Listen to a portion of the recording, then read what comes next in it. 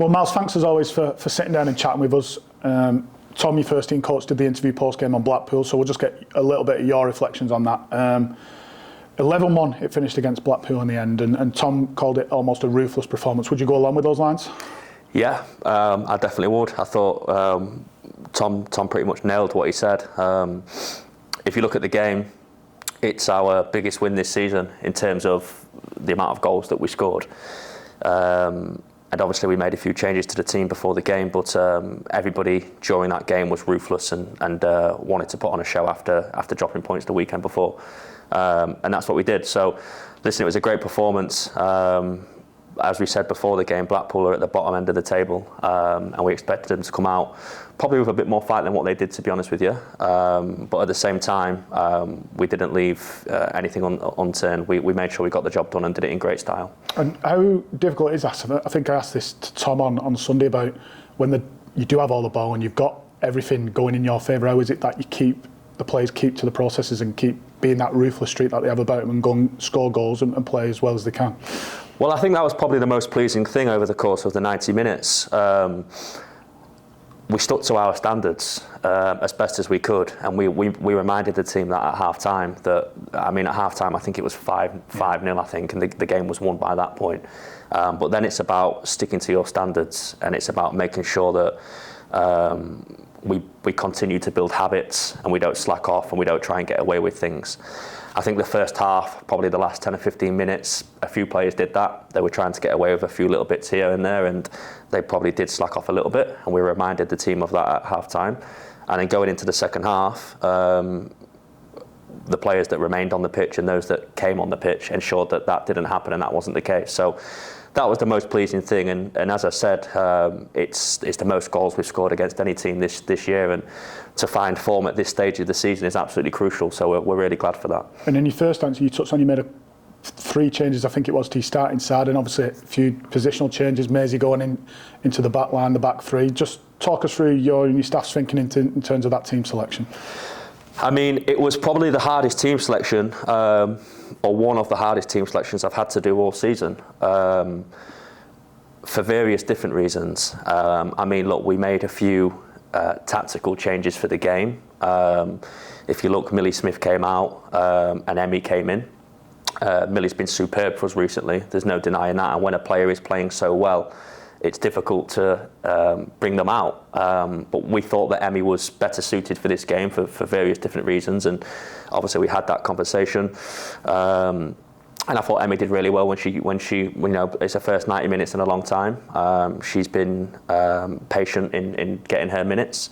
And I thought she did really well. She did exactly what we needed to do on the pitch, and that was keep the ball tidy, keep possession for us, keep linking up. And like you said, there was a few other changes. Maisie coming in at right centre-back was a first for us this season. And she showed some great potential in that position, and it's something for us to look at. Lily Barnes came on the pitch at centre-back, obviously for Katie.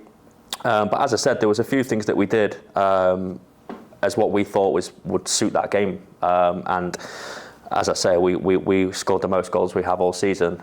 So the players that did come on and did come through did really well. Obviously, Grace, a brilliant moment for her. I was absolutely delighted for her. She's had to stay very patient all season. To make your debut at this stage of the season is a long time to wait. And she's not had it easy, and she's been working hard all season, and she's got her head down. She's kept her own focus, and there's a lot of people that can learn from that. And to come on and score a hat-trick shows us as a coaching staff what she can do, and when she comes on the pitch, that's all we can ask for. I was going to ask you about Grace, and you picked up on it there, but when players come into the team and do perform like that, as Grace did, as Maisie did at centre-back, and Emmy obviously in the middle of the park, that obviously gives you a nice headache to have. Obviously, crunch time of the season, that you've got options all over, and those that haven't been playing recently are still giving you a bit of a headache that they want to get back in this team. Yeah, definitely. And as I said, it's one of those where it's not always about picking the players that are performing the best, or there's so many different things that go into a team selection. And for Blackpool, we thought that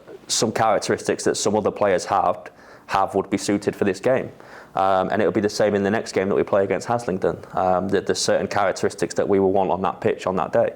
And that will go into the team selection as well as everything else. That there's so many different factors, as I'm sure everybody's aware. But yeah, no, those that came in did superb, and the staff actually said at full time, best of luck choosing the team against Haslington, because they've given us some real headaches. Those that came in, those that came on. But that's what you want, like you said, at this stage of the season. You want people to still have that eagerness to fight for their place and want to be on the pitch. There's no hiding. We've got some big games coming up. Some big games. We have a final coming up, and we have some big league games coming up. And it's refreshing to see that everybody wants to be a part of those games and nobody's shying away. So it's another win chalked off on the weekend. Just 5 games to go in the league now, and obviously the Challenge Cup final as well. How is the mindset in the group? Because as it gets closer and closer to kind of what you want to achieve, you and your staff can do so much to try and keep them on the straight and narrow. But are the players in the same mindset? Yeah, look, we mentioned it earlier that at the moment there's no player that's shying away from the job that we have to get done. As you say, we still have 5 very big and important games to play. The league is still very close. There's still a long way to go before we can start celebrating, and I think the Penrith game was a reminder of that. But look, the group are they know the focus. The focus all year has been to take one game at a time. Win, lose or draw, we take one game at a time, and the group they know that we have to stay focused on what we can control and what's inside our 4 walls. And look, I think there's a lot of people in there that are keen to get this done and want to get this done, and as I said, not shying away from it. There's some great characters in there. I mean, look, Katie's been absolutely superb for us in the sense of leading this group all season, especially at a pivotal point now where there's no hiding away from the pressure. You know, the pressure is there.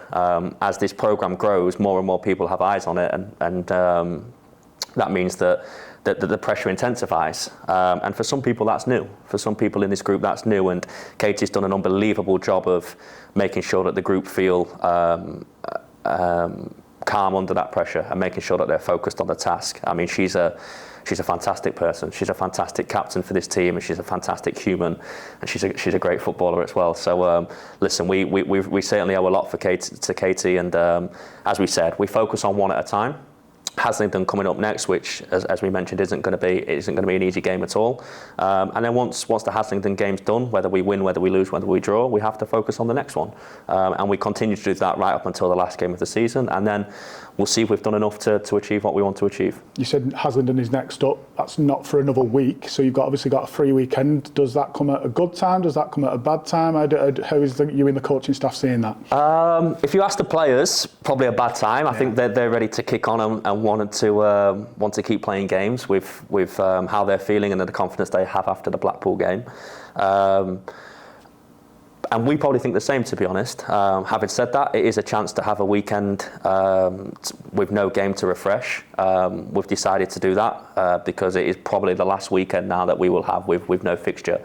And then, as we say, we have some important games coming up. So it's the last chance the players are going to get, and then we have a 5-6 week push to try and get this title won and the job finished. And we'll see where we're at come 5 weeks' time.